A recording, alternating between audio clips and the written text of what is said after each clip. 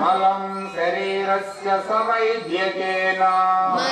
शरीरस्य सवैद्यकेन ॐ भूर्भुवः स्वः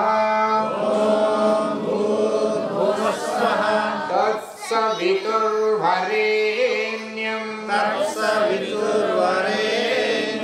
పరమేశ్వరుని యొక్క అనుగ్రహంతో ఈ ఉదయకాల సమయమున సుహృద్భావ వాతావరణంలో నాడీ శుద్ధి ప్రాణాయామం చేద్దాము.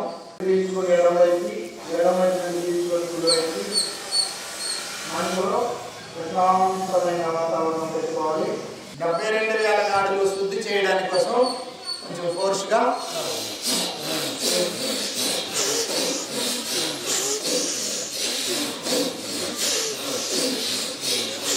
ఇంకా ఎడమ వైపు నుండి పీల్చుకొని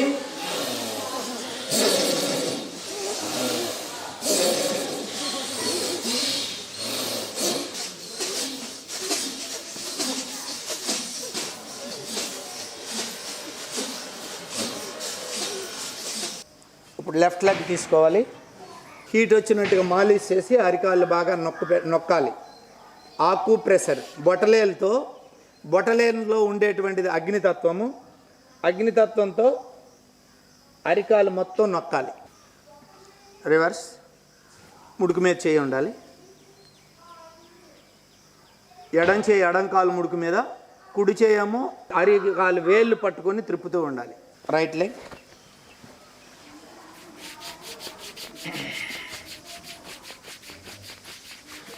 అరిపాదాల్లో ఈ ఏలేమో బొటల వేనేమో తలకి చిహ్నము కాబట్టి తల దగ్గర నుంచి కాళ్ళు వరకు మొత్తం అంతా నొక్కాలి. ఈ అరికాలు నొక్కడం అనేటువంటి దాన్ని శరీర అవయవాలు అన్నీ కూడా యాక్టివేట్ అవుతాయి అరికాలు బాగా నొక్కితే.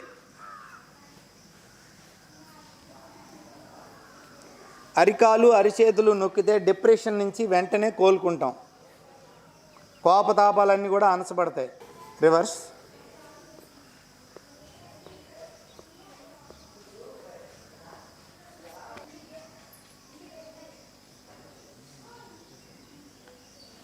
దీని తర్వాత ముడుకులు నొప్పులు, మోకాళ్ళ నొప్పులు పోవడానికి ఈ వ్యాయామం అందరూ చేయగలరు.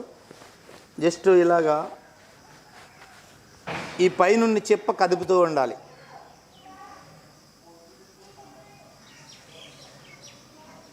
తర్వాత మోకాలు వ్యాయామం. శ్వాస వదులుతూ కాలు ఫోల్డ్ చేయండి. Breathe out.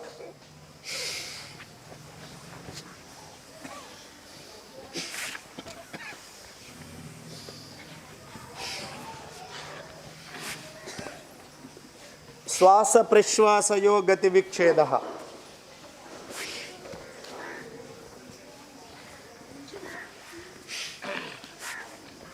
Now both legs.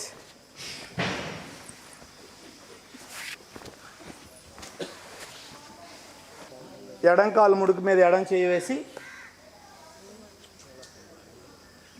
Breath out.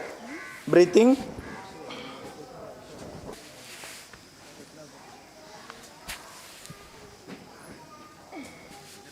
తొడలు, ముడుకులు, అప్పర్ జాయింట్.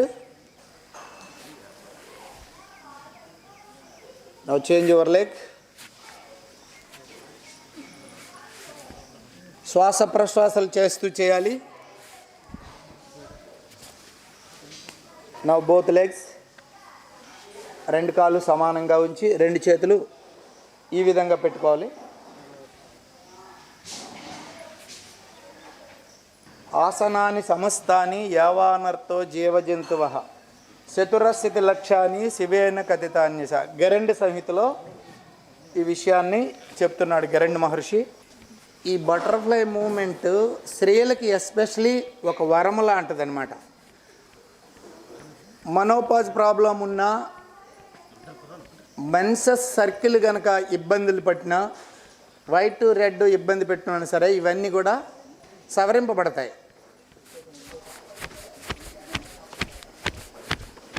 ఎంతసేపు చేయాలి అంటే ప్రాబ్లం ఉన్నటువంటి వాళ్ళు 1 నుంచి 2 minutes గోరక్షాసనం.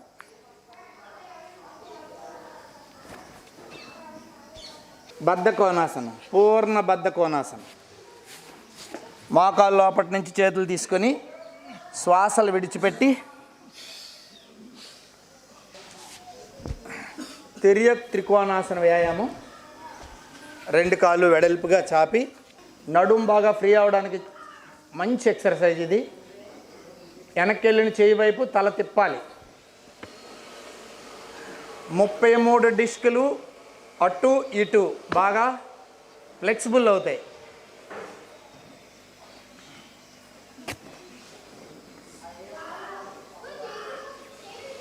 నౌ జానుశిరాసనం, సెకండ్ పొజిషన్.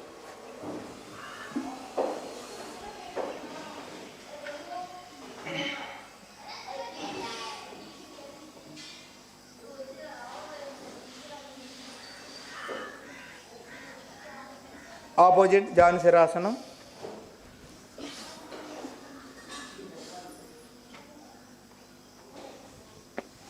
వన్ సైడు కుంచిపోతూ ఉంటుంది, వన్ సైడ్ బాగా సాగుతూ ఉంటుంది. రెడీ? వ్యాయామం. 1 2 3 4 5 6 7 8 9 10. Now back hands. 1 2 3 4 5 6 7 8 9 10. Now front की 1 2 3 4 5 6 7 8. శ్వాస ప్రశ్వాసలో విడిచిపెట్టకూడదు. నౌ కుడి చేతిని ఎడం కాలు ముడుకు మీద పట్టుకొని కుడివైపుకి బెండ్ అవ్వాలి.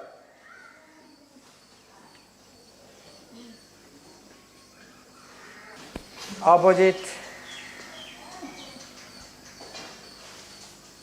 భూమాసన. కుడి చేయితో కుడి కాలు పట్టలేను, ఎడం చేయితో ఎడం కాలు పట్టలేను. పట్టుకొని పైకి చూసి శ్వాస పీల్చుకొని శ్వాస వదులుతూ మౌత్ ఆన్ ద ల్యాండ్. శ్వాస విడిచిపెట్టాలి. నవ్వు పశ్చిమోత్తానాసనం. చేతులు పైకి లేపి శ్వాస పీల్చుకొని శ్వాస వదులుతూ కాలు బట్టలేలు పట్టుకొని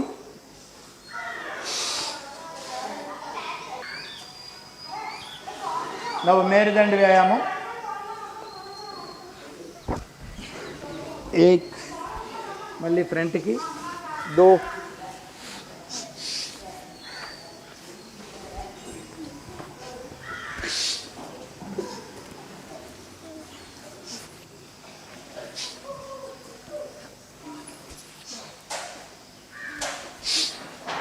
now चक्की चालना. Ready? 1 2 3 4 5. Opposite. Ready? 1 2 3 4 5 6 7. Now relax. Abdominal. Get ready. 1 2 3. Now second position. చెవులు పై భాగాన్ని పట్టుకోవాలి, కొన చెవులు. 1 2 3 4. Now back hands. రెండు చేతులు వెనకాతలు పెట్టుకొని 2 3 4 5. Now fourth position. జస్ట్ అక్కడికక్కడే చేస్తాం. 1 2 3 4 5 6 7 8. రిలాక్స్. హలాసన వ్యాయామం. రెడీ. 1 2 3 4 5. now 90 degree. 1 2. योगाहमेकं पुरुषं महांतं आदित्यवर्णं तमसः परस्तात् तमेवं विदित्वा अतिमृत्युमेति नान्यः पंथा विद्यते अयनाय. మృత్యుని జయించాలంటే నౌ సెకండ్ పొజిషన్. కాళ్ళు సీటుకి తగిలేటట్టుగా.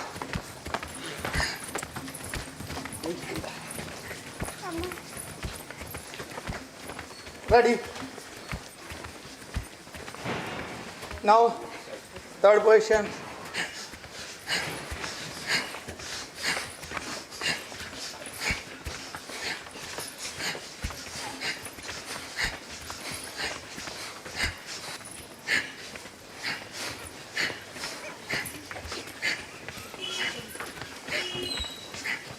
రెండు చేతులు కొద్దిగా వెనక్కి. రెడీ.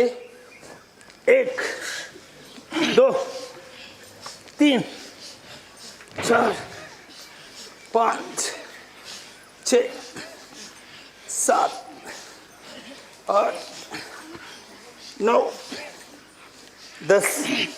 ఈ చిన్న వ్యాయామం బ్రాంకైటిస్, బ్రెయిన్ ట్యూమర్, ఇంకా డిప్రెషన్ లాంటివన్నీ దూరం అవడానికి ఈ వ్యాయామం. నిలబడి గాలి పీల్చుకోండి, కూర్చున్నప్పుడు గాలి వదలాలి.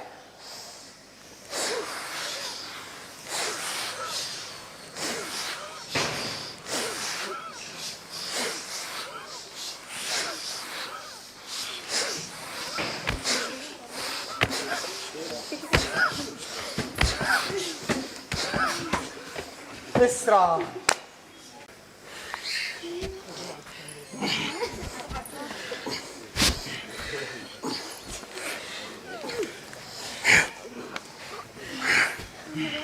మోట లావుదనం తగ్గడానికి. రెడీ. 1 2.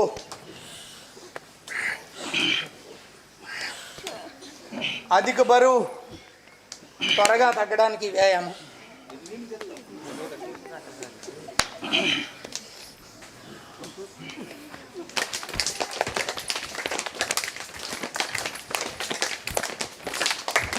Breath out.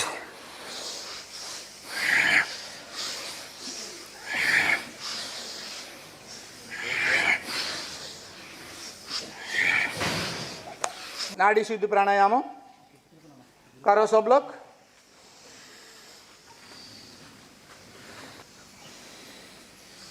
కుడి చేతిని నాసికా ముద్ర వేయాలి. నాసికా ముద్ర. ఈ నాసికా ముద్ర వల్ల కూడా బెనిఫిట్స్ తెలుసుకోవాలి. కుడి చేతితో చేయాలి.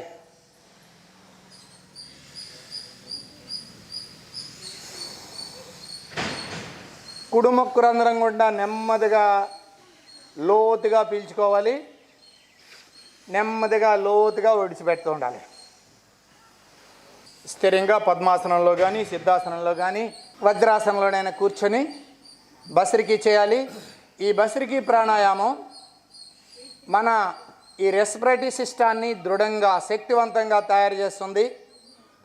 మనిషి కర్మలు చేస్తూ 100 సంవత్సరాలు కుర్వన్నేవేహ కర్మాణి జిజీవిషేషతకం సమాహ యావం తొయి నాణ్యతో తస్త లిప్యతే నరాహ. ఋగ్వేదంలో ఈ మంత్రము. కర్మలు చేస్తూ 100 సంవత్సరాలు జీవించడానికి మనిషి సంకల్పం చేయాలి. ఈ ప్రాణాయామంలో ఉన్న మహిమ అటువంటిది. బస్రికి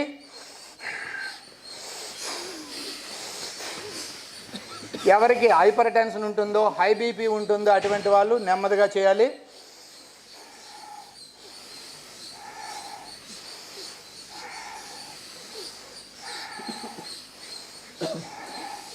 బస్రికి 2 ముక్కు రంధ్రాల ద్వారాగా పీల్చుకొని వదులుతుంటాం. ఇది సామాన్య గతిలో చేస్తాం. ఇక ఏ జబ్బు లేదు, దృఢంగా ఉన్నారు అనుకున్నటువంటి వాళ్ళు మధ్యమ గతిలో చేయాలి.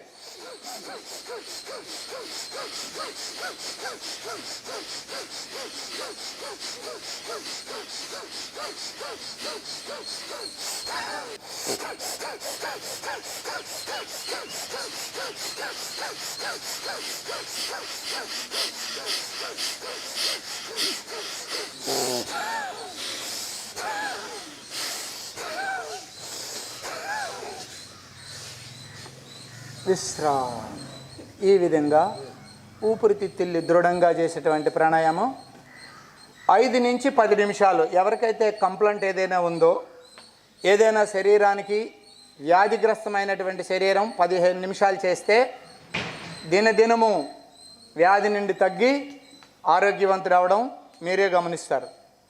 నౌ కపాలభాతి.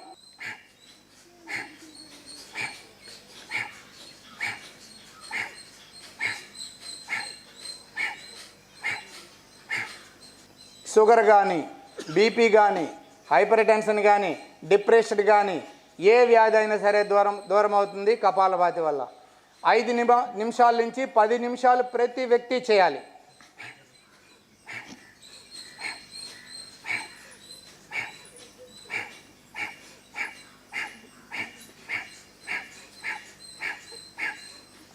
దీనిలో ఉన్న రహస్యం ఏంటంటే 72,000 నాడులు ఏ విధంగానే యాక్టివేట్ అవుతాయి. మణిపూరక శక్తి యాక్టివేట్ అవుతుంది.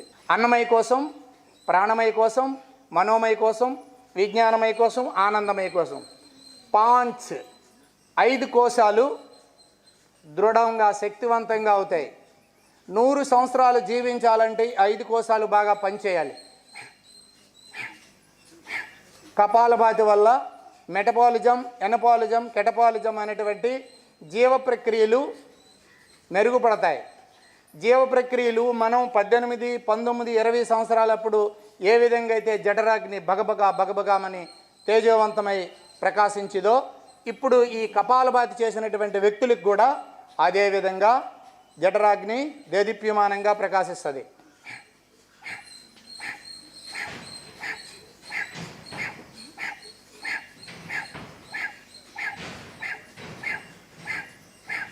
इसके बाद उड्यानम, మూలబంధం, జాలంధర బంధం, తీనో బంధ్.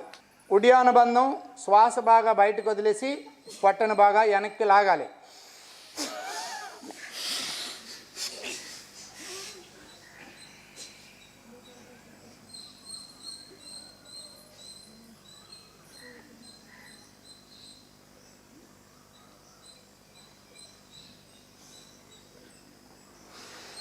ఉడ్యానం వెనక్కి ప్రయాణం. అందరిది పొట్ట ముందుకు ప్రయాణం అవుతుంటుంది. యోగ సాధకుల పొట్ట వెనక్కి ప్రయాణం. ఉడ్యానం. ఈ ఉడ్యానం తర్వాత అగ్నిసారక్రియ చేస్తే ఇంకా త్వరగా మెటబాలిజం చురుగ్గా పనిచేస్తుంది. అగ్ని ప్రకాశవంతం అవడానికి అగ్నిసారక్రియ.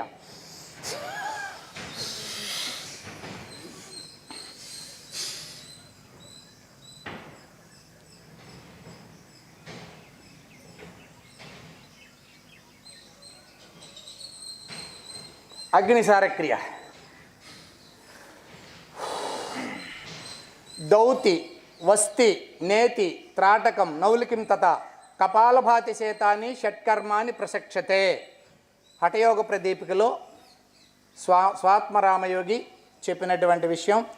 ఈ క్రియల్లో యోగాలో అతి కీలకమైనటువంటివి ఈ 6 క్రియలు. ఏంటి? దౌతి, వస్తి, నేతి. దౌతి అనగా పొట్ట నిండా నీళ్ళు త్రాగి వమనం చేయడం. కుంజర దౌతి, వాయు దౌతి అని ఉన్నాయి. దౌతి. నేతి, సూత్రనేతి, జలనేతి అని ఉంటుంది. నీరుతో చేస్తే జలనేతి, సూత్రం పట్టుకొని ముక్కులెళ్ళి తీస్తే అది సూత్రనేతి. దౌతి వస్తి నేతి. త్రాటకం నౌలికిం తథా. త్రాటకం అంటే ఒక దీపాన్ని మన లెవెల్లో అంత ఎత్తులో ఒక క్యాండిల్ కానీ నేతితో దీపం పెట్టి తదేక దృష్టి దేశబంధ సిత్తస్య ధారణాత్ సతు దీర్ఘకాల నైరంతర్య సత్కార్య సేవితో దృఢభూమి శ్వాస ప్రశ్వాసయోగతి విక్షేద. శరీర దుఃఖాలు, శారీరక మానసిక ఆత్మక దుఃఖాలు దూరం అవ్వాలంటే ప్రాణాయామస్య ప్రత్యాహారస్య ధారణాత్. పతంజలి చెప్పినటువంటి మాట, దుఃఖ దౌర్మణస్య అంగమే జయత్వ శ్వాస ప్రశ్వాసయోగతి విక్షేద ప్రాణాయామ. దుఃఖాల దూరం అవ్వాలంటే ప్రాణాయామం చేయాలి. ఇప్పుడు ఉజ్జాయిని ప్రాణాయామం.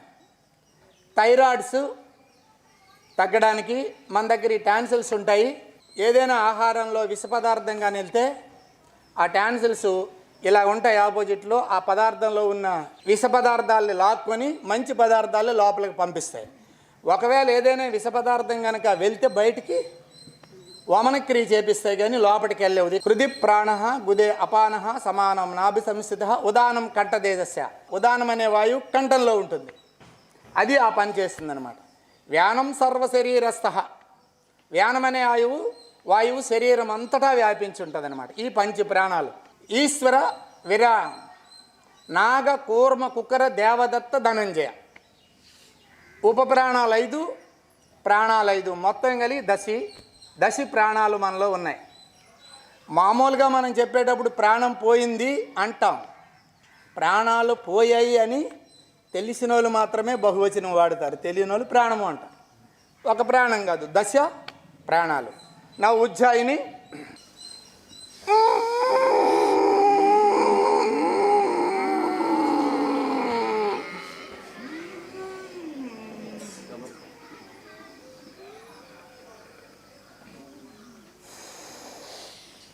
ఉజ్జాయిని ప్రాణాయామం గొంతుకు కొద్దిగా కుంచెంపచేసి గొంతుకులో నుంచి గద్గద స్వరంతో శ్వాస పీల్చుకొని ఎంతవరకు పీల్చుకోగలమో అంతవరకు పీల్చుకున్న తర్వాత జాలంధర చేసి అలా నొక్కిపెట్టి ఉంచుతాం.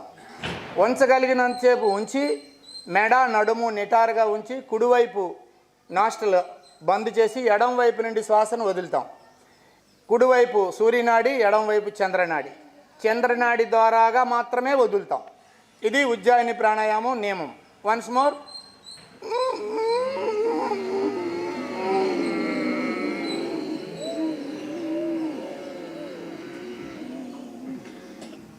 ఉజ్జాయిని తర్వాత భ్రామరీ ప్రాణాయామం. భ్రామరీ ప్రాణాయామం బొట్లేలు 2 చెవులు మోస్తాము, మధ్యవేలుతో నేత్రాలు మోస్తాము.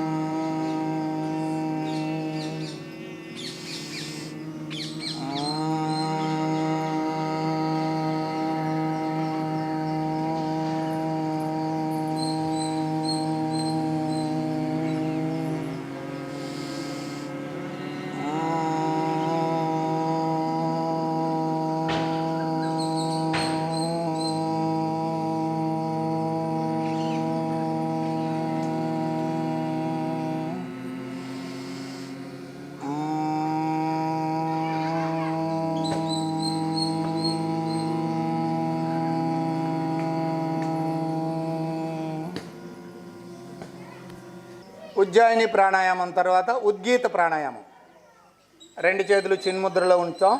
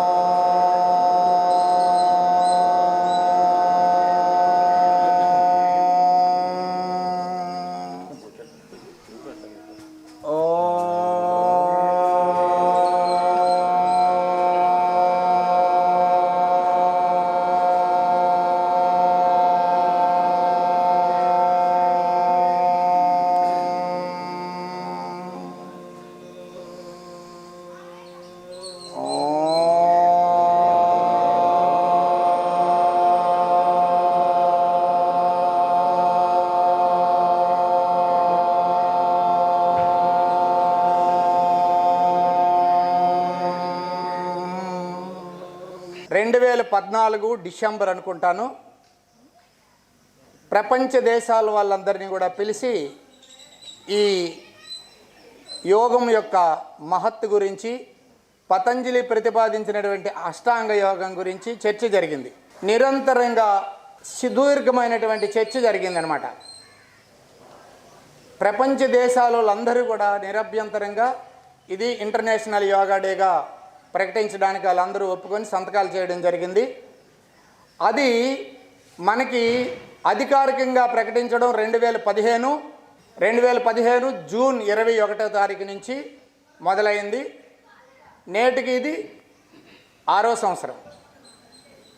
ఈ ప్రపంచ యోగా దినోత్సవం, ఈ యోగం యొక్క ప్రయోజనాలు అన్నీ కాదు, అనంతమైనటువంటి లాభాలు ఉన్నాయి యోగం వల్ల. యోగం అనేటువంటి పదము యుజ్ అనేటువంటి పదం నుంచి ఏర్పడింది. యుజ్ అనే ధాతువు నుండి యోగం అనేటువంటి పదం ఏర్పడింది. యోగ చిత్తవృత్తి నిరోధ, యోగయుక్తో విశుద్ధాత్మ విజితాత్మ జితేంద్రియ సర్వభూతాత్మ కుర్వన్నపి నలిప్యతే. భగవాన్ శ్రీకృష్ణుడు భగవద్గీతలో అనేక విషయాల్ని యోగా మహత్తు గురించి చెప్పడం జరిగింది. దానికంటే ముందు పతంజలి మహర్షి 3వ శతాబ్దం నాడు ఈ యోగం యొక్క విశేషాన్ని విస్తృతంగా ప్రచారం చేశారు. అలాగే భారతాన్ని కనుక పరిశీలిస్తే గర్గ మహర్షి వేదవ కుల గురువు అనమాట. వేదవ కులానికే గురువు ఆయన గర్గుడు తర్వాత శాందీప మహర్షి ఈ యోగం గురించి విశేషంగా ప్రచారం చేశారు. ఆ తర్వాత కాలంలో స్వాత్మరామయోగి ఎక్కువగా ప్రచారం చేశారు. కాబట్టి యోగమేవ పరోధర్మ యోగమేవ పరాగతి. ఎవరైతే యోగాసనాలు ప్రాణాయామము చేస్తారో అటువంటి వాళ్ళు నిరోగంగా ఉండి ఆరోగ్యవంతులై వారి యొక్క దైనిక కర్మలన్నీ కూడా సక్రమంగా నిర్వర్తించగలుగుతారన్నమాట. అందుకోసం ఈ యోగా ప్రతి ఒక్కరూ చేయాలి. మన దుర్భాగ్యం ఏంటో కానీ భారతదేశంలో ఉద్భవించింది యోగశాస్త్రం. ఈ యోగం గురించి ప్రప్రదంగా చెప్పినటువంటి వాడు పతంజలి మహర్షి. అంత అద్భుతమైనటువంటి మన దేశంలో పుట్టిన ఈ యోగ విద్యని మనము అనేక కారణాలుగా దేశంలో మొదట ముస్లింల పరిపాలన, ఆ తర్వాత బ్రిటిష్ వాళ్ళ పరిపాలన కారణంగా దాదాపు 800-1000 ఏండ్ల పాటు దేశ పరిపాలనలో నలిగినందువల్ల మన సంస్కృతిని సంప్రదాయాన్ని మర్చిపోయాం, లేకపోతే మనల్ని మర్చిపోయేటట్టుగా చేశారు. దాని కారణంగా ఇది కొద్దిగా మనం కుంటిపడ్డాం. నేడు ప్రపంచ దేశాలలో ఇప్పుడు సుమారుగా 200 దేశాలు ఈ యోగా డేని జరుపుకుంటున్నాయి. మనం ఈ యోగా డే గురించి ఇంకా విశేషంగా మన మేషారు సత్యనారాయణ మేషారు వచ్చారు.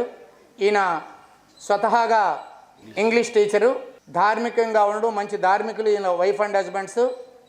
నాకు గత 4 ఏళ్ళుగా పరిచయం అయ్యారు మేషారు. ఇప్పుడు వారిని కూడా ఈ ఇంటర్నేషనల్ యోగా డే గురించి, దాని విశిష్టతను, దాని గురించి చెప్పవలసిందిగా మనవి చేస్తున్నాను. పూర్వం నుంచి మన ఋషులు, యోగులు దీని యొక్క విశిష్టత ఏంటో తెలుసుకొని వాళ్ళు మన భారతానికి అందించారు. మోడీ గారి దయ వలన మరలా ప్రపంచవ్యాప్తిగా దానికి ఒక ప్రసిద్ధి లభించింది. ఎందుకంటే మోడీ కూడా తన యొక్క జీవితాన్ని దానికే ప్రాణం పెట్టి చేశారు. మళ్ళీ కొద్ది రోజులు అతను కూడా సాధన చేశారు. దాని యొక్క ఉపయోగాలు తెలుసు కాబట్టి అతను చేస్తూ మరి ఈరోజు మన అందరికీ దాని యొక్క ఉపయోగాలను తెలియజేస్తూ ప్రపంచానికి అందించినటువంటి మహా యోగం అంటే కలయిక చెప్పారు. యూజ్ అనే పదం నుంచి వచ్చింది. యోగా అంటే కలయిక. దేని నుంచి కలుస్తున్నాం? దేని కలుస్తుంది? జీవాత్మ పరమాత్మతో కలవటమే యోగం అంటే. జీవాత్మ పరమాత్మ వేరు కాదు, కానీ మనం వేరు అనుకుంటున్నాం. ఈ శరీరంలో ఉండి మనం పూర్వ జన్మల నుంచి చేసినటువంటి కర్మల ఫలితం వలన మనం దానిని మర్చిపోయాం. నిజంగా మనం ఏదైతే ఈ విశ్వాన్ని నడిపిస్తుందో అది అవాంగ్ మానస గోచరం, శుద్ధ చైతన్యం. ఆ చైతన్యాన్ని మనం ఈరోజు ఈ విధంగా తీసుకొని ఆయురారోగ్యాలతో ఉండాలని మనం కోరుకుంటాం. అయితే ఈ పతంజలి మహర్షి చెప్పారు, యమ నియమ ఆసన ప్రాణాయామ ప్రత్యాహార ధారణ ధ్యాన సమాధి అష్టాంగ యోగం. ఈ అష్టాంగ యోగాల్లో యమ నియమాలు సరిగ్గా పాటిస్తే తతి మీద అంతా అలా వస్తుంది. యమ నియమాలు అతి ముఖ్యమైనవి. ప్రత్యాహారం, ఆహారం కాదు, ప్రత్యాహారం. అది ప్రత్యాహారం. తర్వాత ధారణ. ఏదైతే విశ్వాన్ని నడిపిస్తుందో అది మనలో ఉంది, దానిని ధరించటమే. ఎక్కడో మన బాడీలో ఏదో కేంద్రంలో ఆజ్ఞాచక్రం కానీ, అనాహత చక్రం కానీ, విశుద్ధి కానీ, సహస్రారు కానీ అది ధరించి దానితో పాటుగా ఉండడమే. అప్పుడు మనం ఏంటో తెలుస్తుంది అంటారు. జీవ బ్రహ్మజ్ఞాన రహస్య సారము యోగం. జీవుడు, ప్రకృతి, ఆత్మ. కనాద మహర్షి వైశేష దర్శనంలో 9 పదార్థాల గురించి చెప్పారు. పృథివీ, ఆపస్, తేజో, వాయురాకాశం, కాలో, దిగ, ఆత్మ, మన ఇది ద్రవ్యాన్ని. 9 ద్రవ్యాలని ఉన్నాయి. 9 ద్రవ్యాల నుండి చూసేటప్పుడు జీవుడు జీవుడుగాను, ఆత్మ పరమాత్మగాను, ప్రకృతిని ప్రకృతిగాను. ఈ 3 కూడా భగవద్గీతలో పరమేశ్వరుడు భగవాన్ యోగిరాజ్ చెప్పినటువంటిది. 3 దివ్యతత్వాలు శాశ్వతాలు, అనాది నుంచి ఉన్నాయి.